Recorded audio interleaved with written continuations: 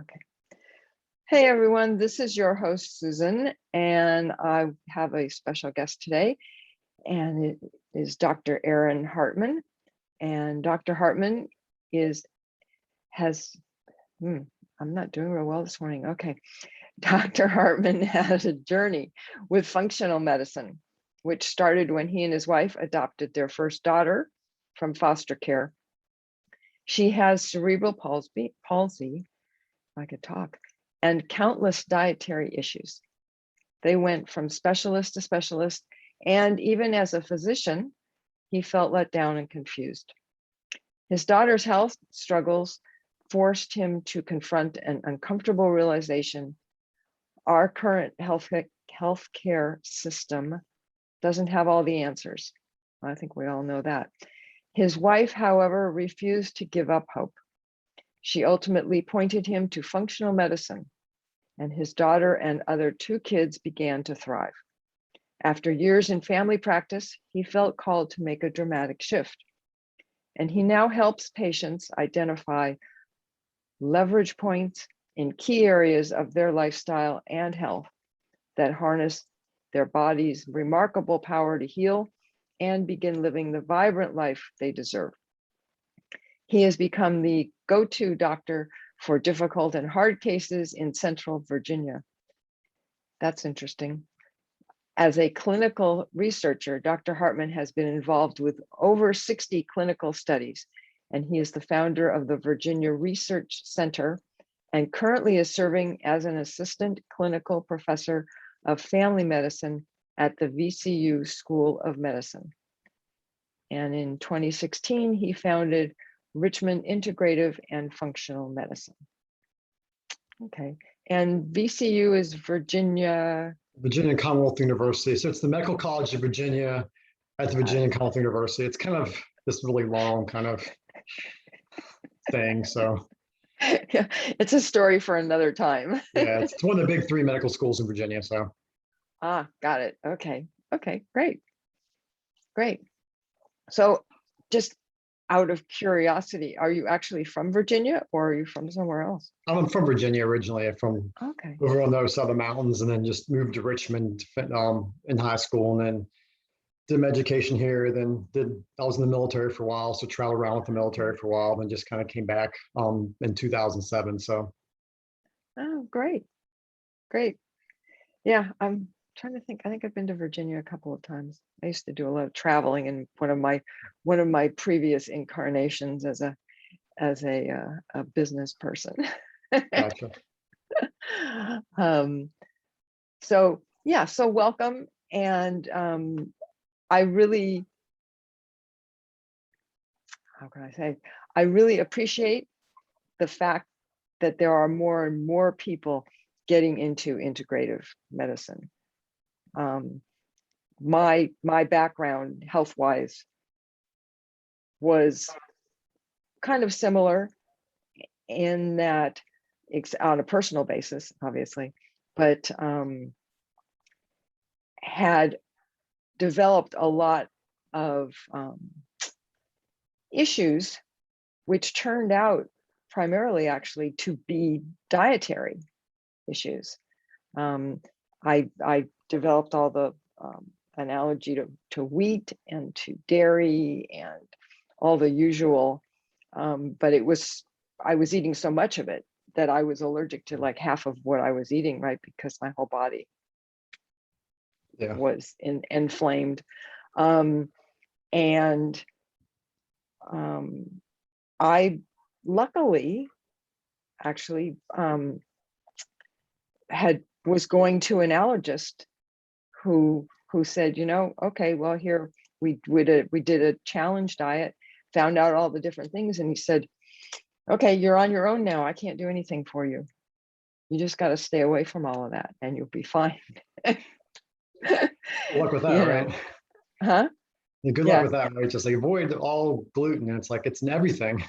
Well, especially then. I mean, we're talking about, holy shit, when was that?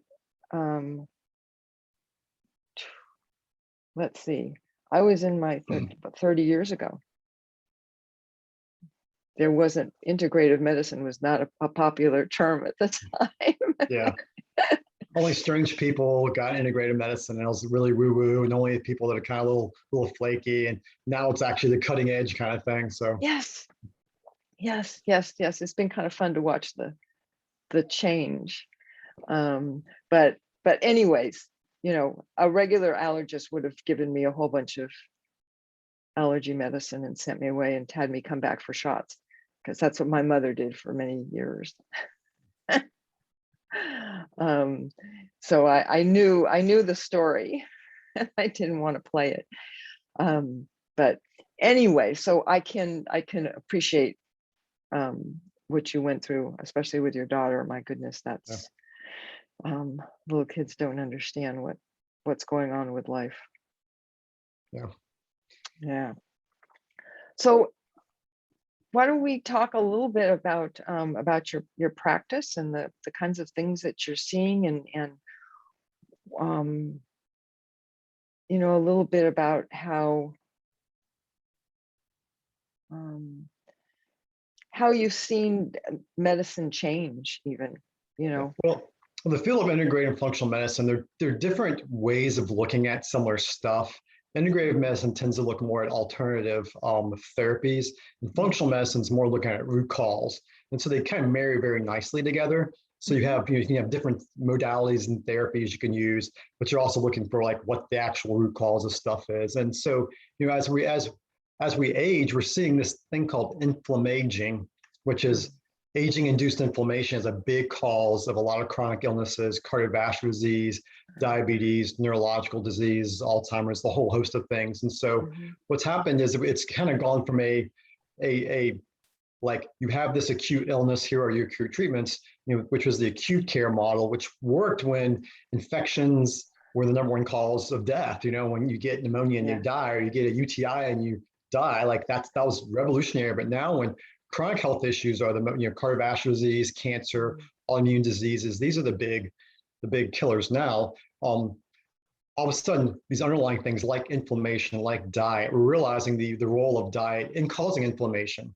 You know, diet as a means through which you can get toxins into your body, or nutrients to help detoxify your body.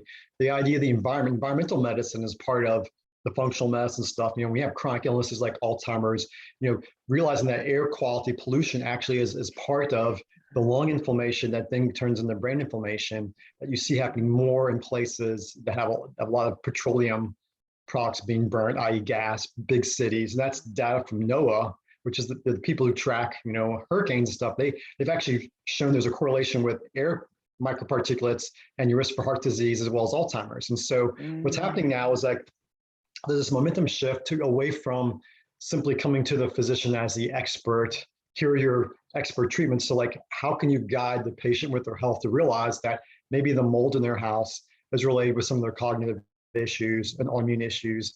Maybe their diet, you know, gluten, you mentioned wheat, you know, gluten, it's not just inflammation from gluten, it's also the glyphosate or Roundup that comes with it. It's also the fact that when we ferment it, we do 3-hour ferments, not 24-hour ferments. And the ferments are single fungal Saccharomyces cerevisiae, single brewer's yeast, versus actually being hundreds of different kinds of bacteria fermenting the wheat. All of a sudden, it's changing all the food chemistry. You put emulsifiers actually in the wheat so that it looks uniform, where the emulsifier your gut lining, which sets you up for gut-based inflammation. So all of a sudden realizing that at the root for a lot of chronic illnesses are basic, simple things: diet, exercise, sleep, really stress reduction, relationship stuff. And that's kind of, those are the foundations of functional medicine. We look at these things scientifically and say, hey, if you're older and you're not sleeping enough, that's going to affect your ability to form new memories. Do you want to form new memories? Yeah, so then you got to get enough REM sleep, right? Sleep apnea, which is something that's crazy overlooked. I see all the time, incredibly common. You know, any new patient with new diagnosis, neurological issues, new heart failure, new AFib, I'm testing them for sleep apnea, and over 50% of the time, they're positive. And so some of this integrative stuff is just realizing rare things actually aren't that rare if you look for them. And so that's kind of like all the different tools in my toolkit and things that I kind of I'm using in my clinic, and realizing things like hypermobility, sleep apnea, and people over 50, you know, it's interesting, 40% of people over 65 are deficient in zinc.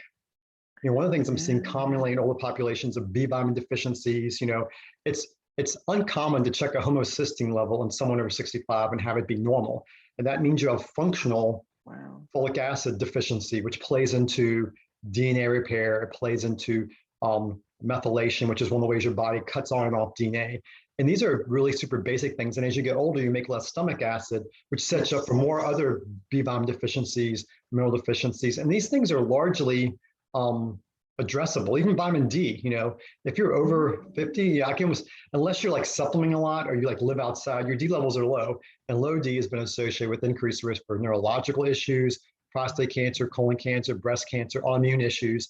And it's a pretty easy thing to check for and fix. And so some of these things that are like cutting edge are just basic nutritional medicine, Yeah. Oh no, absolutely. Absolutely. Yeah. And I can check off a lot of those things as you're going through them. They're common things are common, right? Oh yeah. Oh no, absolutely. Absolutely. No, I started supplementing with hydrochloric acid probably 10 years ago. Just yeah, I know, because I think one of the things that, particularly and it's that's a perfect example, is that so many times people's stomach starts bothering them, and it's not because they have too much acid, it's because they don't have enough. And the general doctors say, oh yeah, take these digestive things, right, that will get rid of the acid. It's like, well, no, I don't want to get rid of the acid. I need more. Well, what happens is you have a low stomach acid, food going through your stomach slows down, so you get delayed gastric emptying because your body wants to digest the food, right? So it holds on to it a little more. So you start getting reflux now, which is the heartburn. Let's treat that with an antacid medication, which makes the underlying issue worse. And it's interesting if you look at the data with the PPIs they're called, using those is associated with increased risk for pneumonia, kidney issues, peripheral neuropathy, B vitamin deficiencies, Alzheimer's. There's a whole slew of things. And it's like, if you're older, do you want a risk for any of those?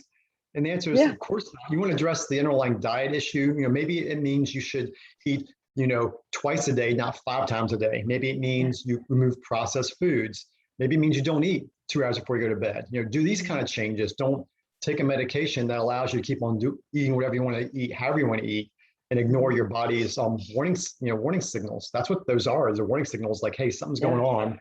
Let's address it and not ignore it. Yeah. Oh no, totally. And I think, as you say, it leads into so many other deficiencies, right? Because if you're not digesting your food well enough, even if you take supplements thinking you're going to help, you're not digesting those either. So it's and it definitely does get worse as the older you get. Yeah, I can attest to that. But it's so what other kinds of things are you kind of on the lookout for? We were talking about the air quality and stuff, and I can appreciate that. I live out in California, and every morning I check the airnow.gov and see what the air quality is, because we've got all this smoke in the, so, do we go out for our walk today or not? Well, I mean, with this, people talk about outdoor air quality a lot, but the thing about it is, like, if you live in a building that's energy efficient, it actually concentrates particles from the outside. They come in your house and then basically build up. And so, having an indoor HEPA filter is a simple, easy way to remove 99.97% of all those particulates that build up in your house. If you have carpet, dust, people don't realize that their furniture degrades. Yeah, if you have dust, you have any dust in your house, right? It's amazing with my HEPA filters. With the just to see every couple of weeks, I clean them off to see what I'm pulling out of the air. Water quality is a big deal. 20% of all the nation's municipalities have arsenic in the water. Yeah. You know, arsenic is the number one environmental heavy metal toxin according to the U.S. ATSDR, which is part of the EPA for food, you know, and stuff like that. And it's like, wait a second, the number one, no one ever talks about that, and it's pretty common in city municipalities. You know, food quality is a big deal. You know, people don't realize that. You know, eating processed foods. You know, all these processed and this is a big deal, particularly as you get older. Consuming partially plasticized oils. Oh, yeah. People, you know, think about, you know, oil that I hydrogenate, I partially solidify it. I turn that into margarine. I turn that into a hydrogenated vegetable oil. What do you think that does to your brain? What do you think that does to your hormones? You mentioned menopause. Well, Yeah. your hormones actually are built on a cholesterol molecule. If that cholesterol molecule is faulty from eating basically rancid fats, how's that going to affect your hormones? And the answer is it affects your risk for infections, it affects your hormonal health, it affects your neurological health. And so all of a sudden now, it's not just clean air and clean water, it's clean food. Yeah. You know, Yeah. and these are some super basic things that, you know, it's so funny. I don't know if you ever read Rachel Carson's Silent Spring. It was written back in the 50s and 60s. And like, I'm reading that book, I'm like, this was written over half a century ago. Like this was written a long time ago. It's just been a big deal for a while, not just recently, you know. And people are just now starting to come around to the idea, wait a second, is this the reason we're seeing all these kids with peanut allergies? Is this the reason autoimmune disease is on the rise? Is this the reason neurological disease is on the rise and cancers? You know, that they're now talking about decreasing screening for colon cancer to 40 because it's getting so common now. Like literally what's in the food, water, air that's making all these uncommon things the new normal. You know, 1 in 2 Americans will get cancer in their lifetime. In 1900, that number was 1 in 100. You know, you can argue we're aging, but you can't argue 100-fold increase by adding on 20 years of life expectancy. That's bad math, right? And so that's where a lot of these basic concepts and in the integrative world, right, need to become more mainstream if we want to deal with a lot of these chronic health issues that are getting worse as we age as a population. Yes, absolutely. Excuse me, absolutely. That's I know my husband and I are both of us have been eating organic even before we got together, and we've been together for over 30 years. So, and I guess we're also pretty lucky living in California, because California has always been kind of the starting place for a lot of these more healthy kinds of things. I know we have an airy-fairy kind of reputation, but but so we eat all organic as much as we can. You know, sometimes it's just not possible, and then we pick and choose things. Well, that's where the environmental working group, their Clean 15, Dirty Dozen. It's like, you know, do your strawberries need to be organic? Absolutely. Yeah. You know, there's some things that have to be. Yes. Yeah. Does your cabbage have to be organic? Actually, no, it doesn't. So that's where kind of knowing where you're going to spend the extra money on to get high quality stuff, and what stuff just isn't sprayed because they don't have to. Yes. In fact, I did a podcast quite a while ago going through that whole clean, dirty, and clean 15. Yes, absolutely. Excuse me. Yes, it actually is pretty amazing, because there is so much more information out there for people. Yeah. You know, just when we started doing this, 2005, 6, 7, we had to figure everything out on our own. When we adopted our son, our third kid, at that point in time, we were enough into, we started making homemade formula for him. And so we had to source the raw milk, whatever it was, and the stuff. And now it's like so easy to do. And 10, 11 years ago, it was like, it was quiet. I'm getting contraband raw milk, and oh my gosh, we're gonna poison our child, and his eczema went away, and his asthma, because we got him, he was 6 months old, and we changed what he was eating. Within 3 to 4 months, his eczema and asthma were gone, And so it's just it's just amazing what real food, your body wants to heal. One of the principles in naturopathic and functional medicine is that if you take away the things your body doesn't need and give it the things your body does need, it tends to want to self-heal and self-repair. And you just kind of let it do. It's made amazingly well. Just remove the junk, put in the right stuff, and it tends to repair. It tends to fix itself. It tends to go back towards whatever it's normal for that age might be. And that's where I think just using food as a drug, using clean water, mineral water, having mineral water that has lots of trace minerals in it is really important for cellular function, for kidney function, water quality is a big deal, Yeah. Oh no, absolutely. Absolutely. Yeah, that's why we actually get bottled water, which, and we researched which ones had the best. You got to do like 20. I think 25% of bottled water comes from some city municipality. So you got to make sure you research it, make sure it's not coming from some place. The faucet in Detroit and they ship it to California. Yes. Exactly. Yeah. No, I did that. Yeah. I always do all the research around here, but that's okay. I don't mind. You gotta do it, right? Yeah. Well, it's interesting. At least I find it interesting.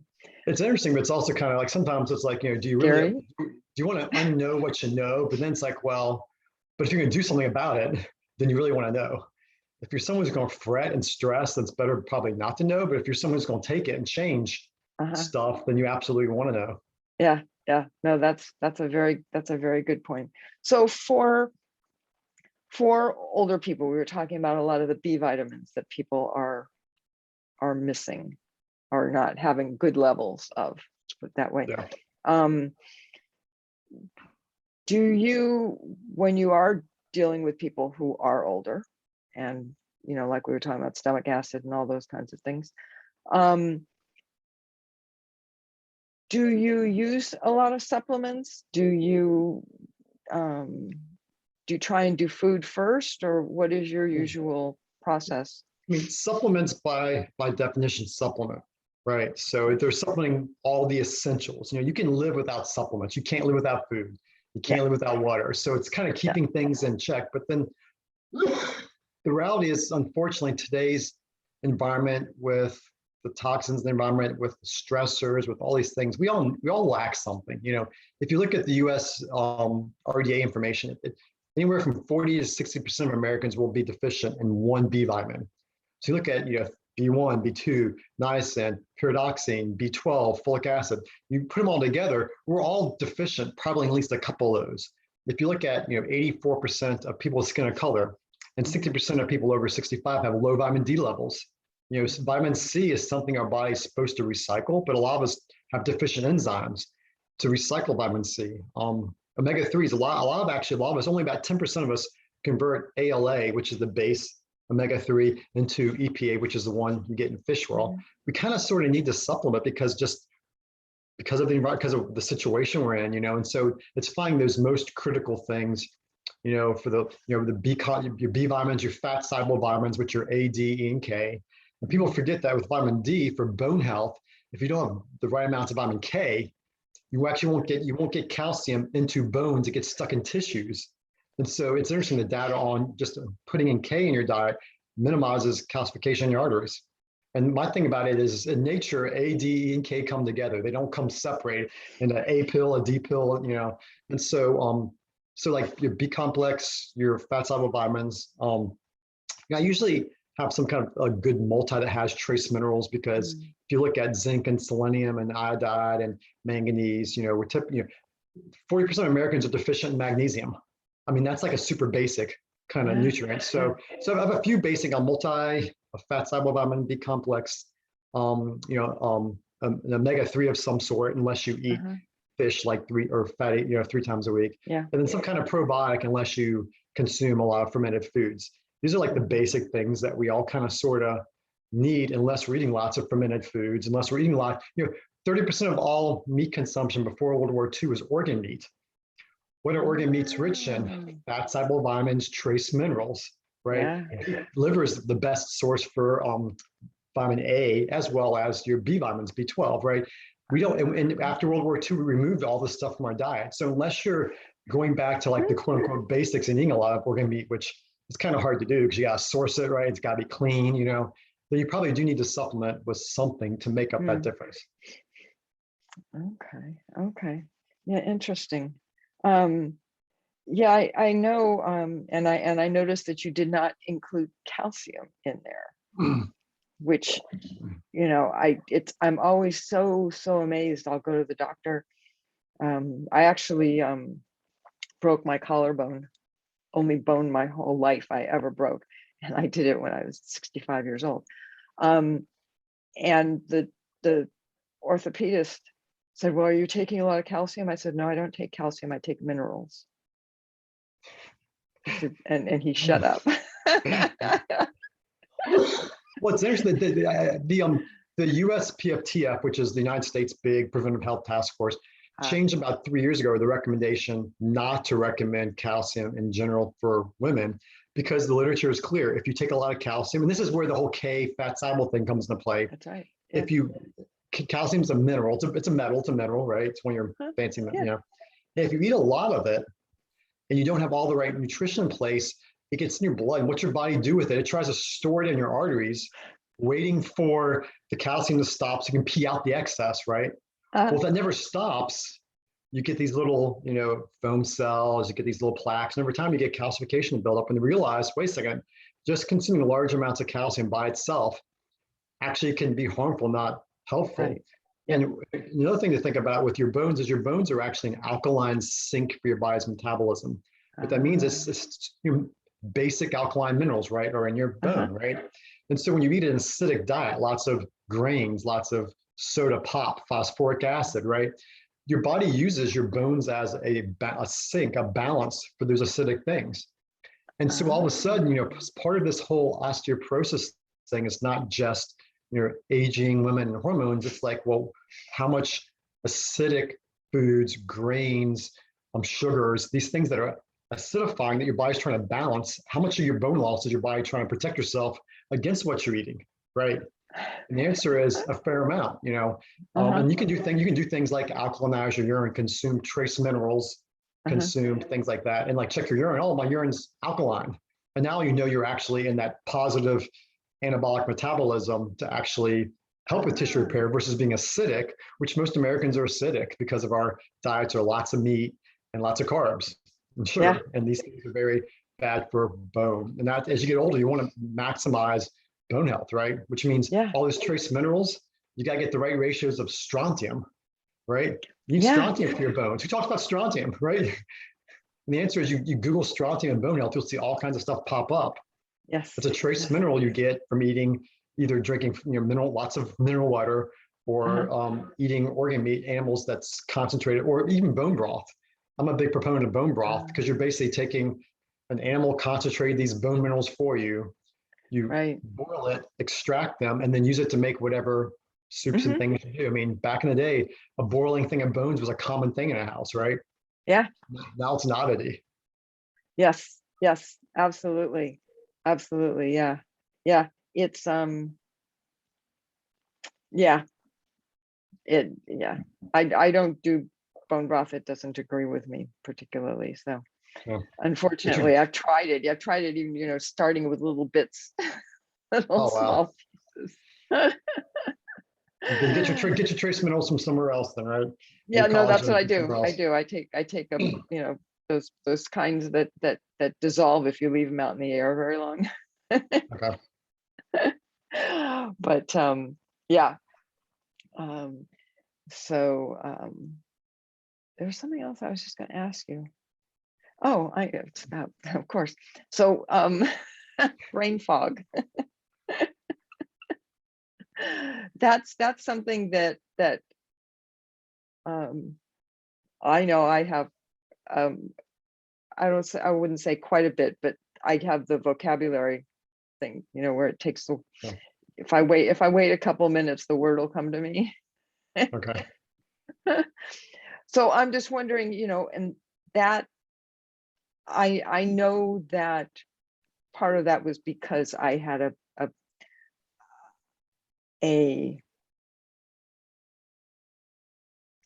there was a time period, let's say, where I was working full time and I was very stressed, and I was taking care of my 90-something mother who was making multiple trips to the emergency room in the middle of the night, and, you know, and all the stress of having to do with her.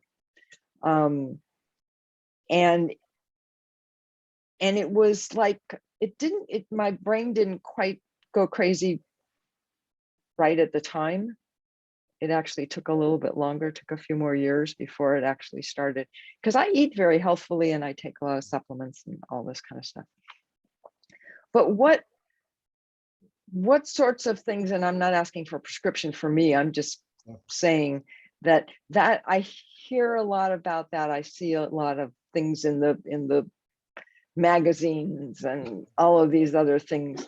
What should people be on the lookout for? What sorts of, how can they adjust their diet, or I don't know. Well, that's where I think it's kind of difficult. That's where it's kind of difficult, because brain fog is a very nondescript term. Like, it's kind of, I know. the word finding, could that be the beginning of Alzheimer's disease? It could just be that you've been stressed and have some nutrient deficiencies, right? How do you figure that out? And so that's where you're working with someone that can actually individualize that. For example, someone who's a little older, do you have any silver fillings in your mouth? Mercury is a big neurotoxin. Right. People don't realize those silver fillings that they had for 20 years, did they actually get that mercury out of the system? If you're a little taller, you look kind of taller in your picture, but it's interesting how your body's, maybe it's, I don't know. Medium, so, 5'4". Okay, so, well, sleep apnea is a really common thing with memory issues I've mentioned earlier on. Yes, yes. Nutrient deficiency. Some of that. Yeah, okay, yes. Well, then treating that's a huge thing. Yeah. And then you look at sleep itself, like, are you actually getting REM sleep? Actually, I've got this ring called an Aura ring. It measures my sleep-wake cycles, my body temperature. Am I actually getting quality sleep when I'm in bed? If I'm in bed for 8 hours, am I sleeping 8 hours? Am I sleeping 5 hours, right? Yeah. Getting nutrient testing for your for fatty acids. Are your omega-3s and omega-6s balanced with your saturated fats? Do you have a lot of very long chain fatty acids in your cells? These are all things that are going to affect neurological function. And then it's like, if someone's seen me, I'm not sure if you're familiar with Dr. Dale Bredesen. Oh, He's yeah. a neurologist. Okay. He lives here in Northern California, where I live. Okay, cool. Yeah, I'm one of the physicians that's trained in his protocol. And it's kind of like, when someone comes in, I'm looking for markers for inflammation, like homocysteine, markers for prediabetes, which are incredibly common, looking for toxic markers with metals, nutrient deficiencies. And then that part 3, like the mold and Lyme and all those kind of things, it's interesting, some of the data with people with memory issues, actually up to 80% having spirochetes in brain biopsies, which are basically, that's like the Lyme is in the spirochete family, but also a lot of oral dental issues, periodontal issues are actually driven by spirochetes in your mouth. There's a direct correlation with oral health and mental health, particularly when you're a little older as well. Do you have a history of old concussions? You may have had concussion playing a sport when you were 20 or 30, and you get this post-traumatic encephalopathy that it speeds up the aging process in your brain. If that's the case, can you slow that down? And then there's vascular dementia, which kind of rolls into some of the cardiovascular stuff. And so that's kind of the way I look at someone, like, who has these kind of things. And it's amazing. If you just have this paradigm, this mechanistic way to look through stuff based on the literature and the data, and a lot of research from IFM and different experts, and then from Dr. Bredesen and other neurologists and stuff. And it's amazing. Everybody's got something that needs work on. I never see someone who doesn't have something who needs work on, Yeah. Well, especially if they're not working with someone. Yes, exactly. Yeah. Right. I mean, I'm doing a lot of stuff for myself, and I do a lot of reading on all of this, and I have both of Dr. Bredesen's books. But I have the books, and I can't necessarily, I can go through his program. He's got one, which I have thought about doing. But for the normal person out there, you read the books and you're like, well, how do I get this? I'll talk to my doctor, who I won't mention what medical organization I belong to, a very large one. I can't even get I have a new doctor. I actually just changed again. She wouldn't, I was getting my blood tested, my annual physical kind of thing. And the only thing she'd look at is my, see, now I'm losing the words, for, anyways, it'll come to me. There were like only like 2 things she checked for. Yeah. Well, I mean, if you're in And I was like, California, sorry. if you're in Northern California, I know exactly which hospital system that you're part of that begins with a K. It does, yes. That's Yeah, it. so That's the one. but it's like you have that phenomenon when people talk about evidence-based medicine. They don't realize what you're talking about is committee or consensus-based practice of medicine. And so you get a room of 50 really smart people. What can we agree on? And you're going to agree on the most basic things that it's kind of like almost like the whole thing with all the vitamin D with COVID, right? That's right. At never any point in time did you ever hear from at a national level, vitamin D is important, zinc is important. But then when the people interviewed individually, they're all taking zinc and C and this stuff. And you're like, wait a second, you're making these recommendations that don't include what you actually personally are doing. And that's the common disconnect when you look at the level of these big organizations. They're giving you the lowest hanging fruit.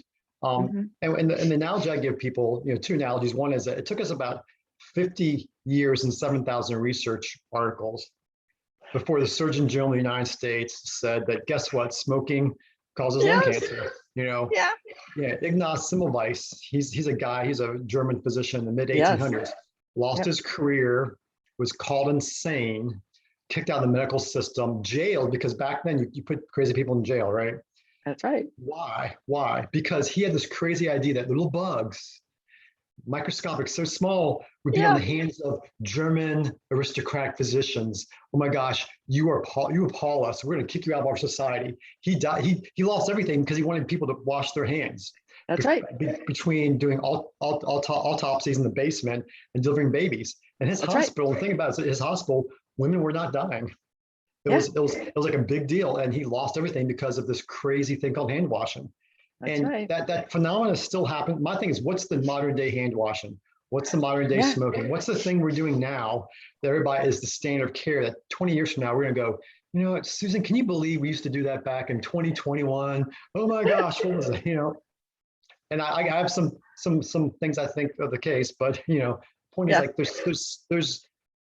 there's known unknowns and unknown unknowns. And in medicine, the problem, we're really bad with potential unknowns that we say, well, if I've never heard of that before, it can't be right. It must be malpractice. It must be quackery. That's quackery, because I've never read that before. I'm like, that's a little pretentious in my mind. Now, I've read enough and learned enough and practiced in enough places around the world to realize that there's way more that I don't know than I do know. Yes, absolutely. And particularly, just with all of the folk medicine, right? That was keeping people healthy for hundreds of years. And, until the intellectual people came in and started telling them, no, that doesn't work. It's like, what do you mean that doesn't work? My whole family's done that. Well, it's just the idea of like, why does it have to be either or? Why is it either natural medicine or conventional medicine? Why can't, if you get pneumonia, take an antibiotic. If you have a heart attack and you can't breathe, go get a stent put in. But you want to know what? After that, you need to work on a bunch of stuff that there aren't drugs for, right?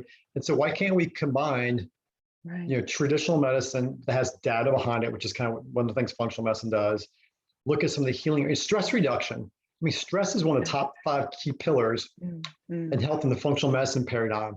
And you look at massage, you look at acupuncture, you look at all these body modalities that actually help balance your autonomic nervous system. It's amazing how much stress induces illness in our country. There's an interesting book I was finished reading called Cured. It's actually written by a psychiatrist up at Harvard.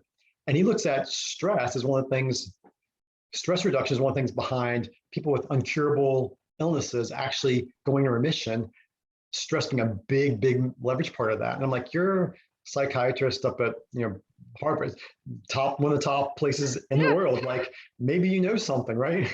And you talk about that to regular folk, and they're like, oh, stress doesn't make a difference, diet doesn't make a difference. I'm like, whoa.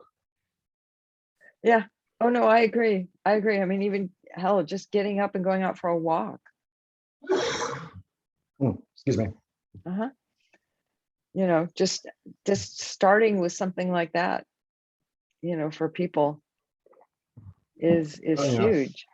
I mean, And particularly right now, right? Because so many people still haven't gone out. I mean, I know we aren't.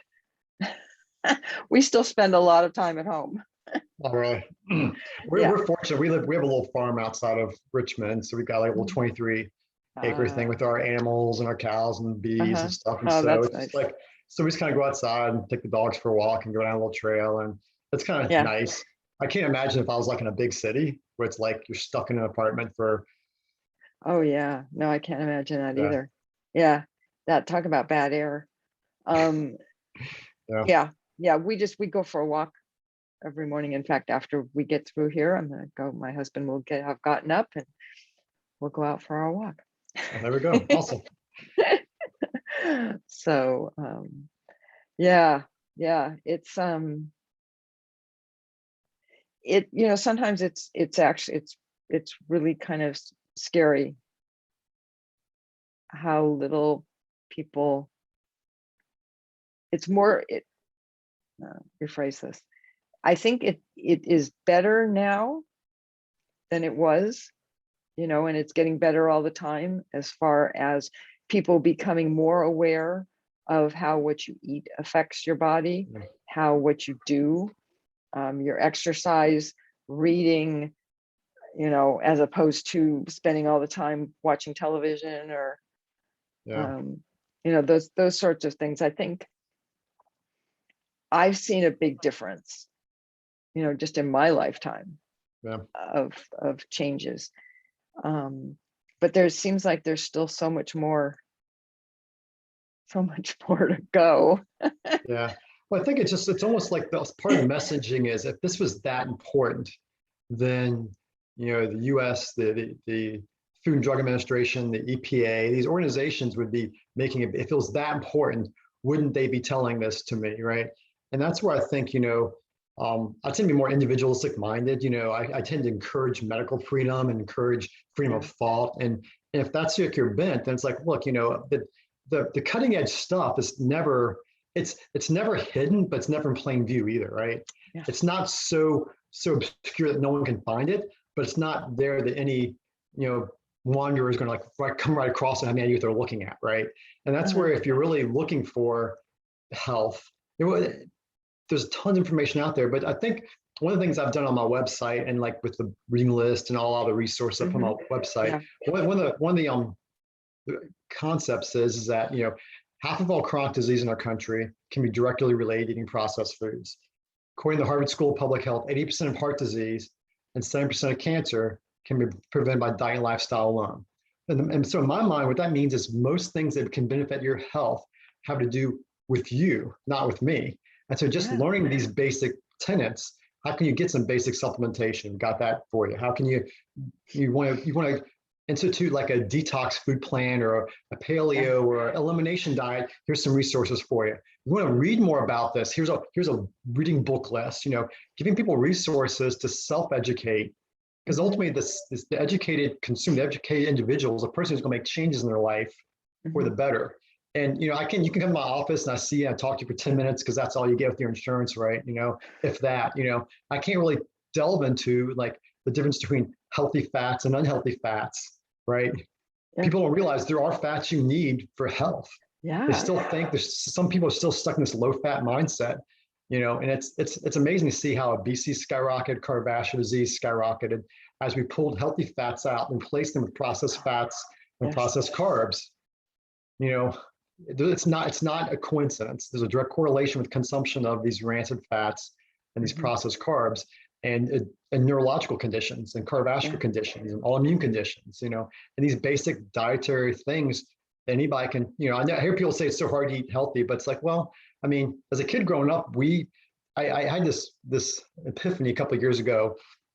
Like I always hated our garden. I hated canning beans and I hated all the stuff we did as a kid growing up. But I realized the reason we did that because we couldn't afford to go to the grocery store and buy the stuff. So we just grew it. Yeah. And it was just a value. My dad from growing up in West Virginia on a farm, it's like, they didn't eat anything they couldn't catch or grow. And so that was something that I did as a kid. I didn't realize we were doing because we didn't have the money to buy the stuff. I thought I was doing because my dad was from West Virginia, and that's just what they did over there. And Yeah. and growing stuff in your backyard is not super difficult, or starting with something. Everybody can start with something. And so that's where I kind of just encourage people just to pick something and start with that, whether it's maybe just making sure your water is clean first. Maybe start there. It's a little simpler than, the food part. Maybe you start through air, maybe but just pick one thing and work your way through it. Yeah. Yep. Yeah. No, absolutely. And if you don't have someplace where you can grow your own food, look around. There are so many farmers markets around now. Well, there's farmers markets, there's community gardens where you ever seen those things where like people just go there, just like, that's right. Thing where anybody can grow stuff, anybody wants to just pull right in, plant some seeds. I'm not sure how they work, but that's the idea behind the community garden. Yep. Yeah. Oh, exactly. I think people just need to well, it's kind of funny. I was going to say, I think people just need to start paying attention. Yeah. Right. Usually they drive from home to work and back home. Maybe there's one place they stop at their grocery store that they go to or something, or whatever. Right. And things go on around them and they don't even realize, because they're thinking about something while they're driving. And if you letting people know that there are these things out there, whether it's farmers markets or the community gardens or any of those kinds of things, all of a sudden people will start seeing them. Yeah. So anyways, I think if nothing else, that's the biggest thing I think for people to come away from with all of this is to start paying more attention, paying more attention to what you're eating, to where what's going on around you, where you're living, the water, all those kinds of things. Don't just assume that somebody else is taking care of it. Yeah, because they're probably not. Exactly. And here in California, we don't have much water, period. So, it's just crazy to imagine. Like, I think economy-wise, California is like the 5th biggest economy in the world, or something like that. If you looked at it as a country, and it's just like they have water issues. Like, we were actually out, my wife and I in California a couple of weeks ago, and it's like learning about. I was in the saying it was just so crazy to be in Palm Springs and then go to San Diego. Like, just that 2-hour drive is like crazy hot to like amazing weather. It's just the most bizarre thing, for me. And but just to find out, wait a second, you're shipping water from like different states. Like, you're taking your water and bottling and selling, and then shipping it from Colorado. Like, that's kind of interesting. Yeah. Well,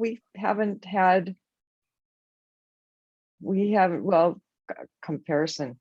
Someone was saying that New York had all of that rain, right, from the hurricane that went up. And I don't remember whether it was half an hour or an hour, they got more rain than we here in Northern California got all of last year. Wow. Which we're talking like 3 inches. I mean, we're not talking about a lot of rain. Wow. So yeah, we're all conserving, and it's scary.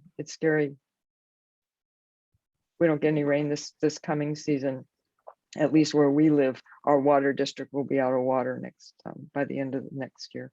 End of the season. So what will y'all do next year then? Is there a way to get it? That's a good question. Well, we're all supposed to be cutting back, and they're looking at, probably shouldn't be recording all this, but they're looking at different ways to Gotcha. Yeah, don't even get me started on it. Not happy. I'll talk to you about it after I stop the recording. Anyways, thank you very much. Lots of really good information.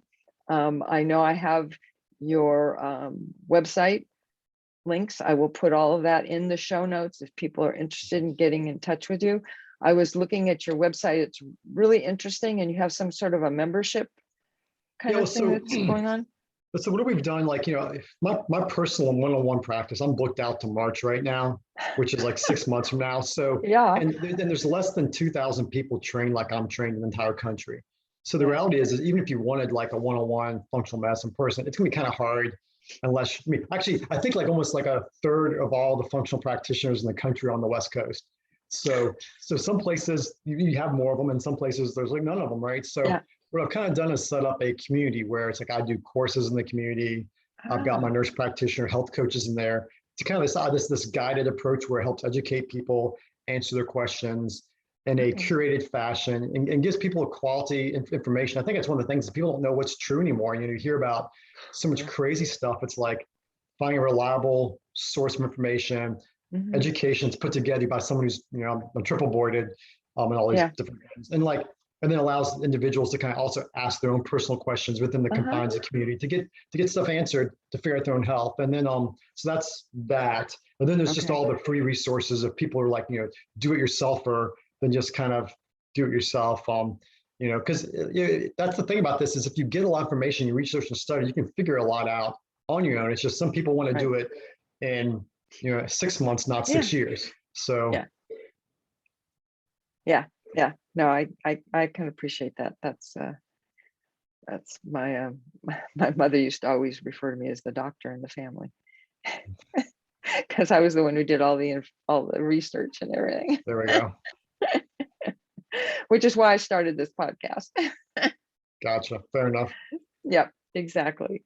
So, well, great. As I say, I will put all the links in the show notes, and people can reach out and find you. And I'll say I didn't spend a lot of time on it, but I plan on it.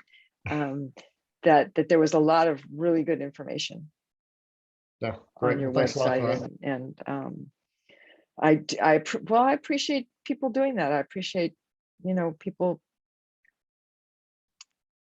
having that intention to really help people become healthy and not having to go to the doctor every week for a shot. Yeah, we're good enough in business. We don't need more. We need people to start take a little initiative. Take charge of their health. Yeah. Right. Take some initiative. Yeah, exactly. Yep.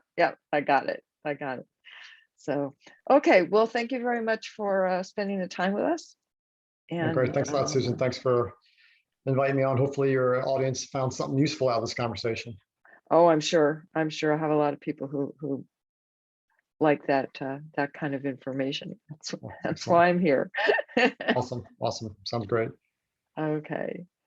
So I just want to say that, as I say at the end of all of these, this is not medical advice. I am not a doctor. I know that Aaron is, but even so, this is not prescriptive or any of that. So please, if you are having any kind of medical issues, go see your own doctor or whatever seems appropriate to you. And that is it. I will talk to all of you here next week.